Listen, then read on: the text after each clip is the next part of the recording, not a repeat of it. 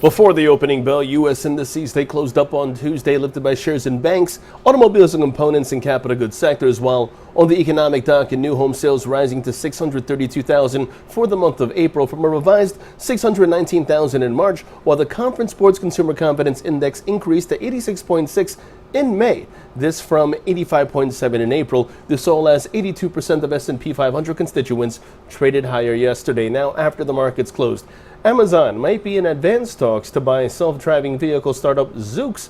This according to a report from Bloomberg.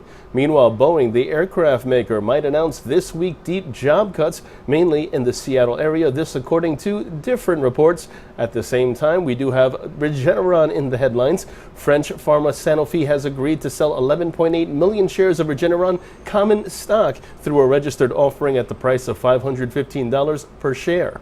Meanwhile, there are no major earnings expected today, so we go right straight to the economic docket before the opening bell. We do have the release of the NBA 30-year mortgage rate. At the same time, 8:55 in the morning, we have the release of the Red Book, both month over month and year over year. Right after the opening bell, we have the Richmond Fed Manufacturing Index, while in the afternoon hours, focus will be on the Federal Reserve's Beige Book release.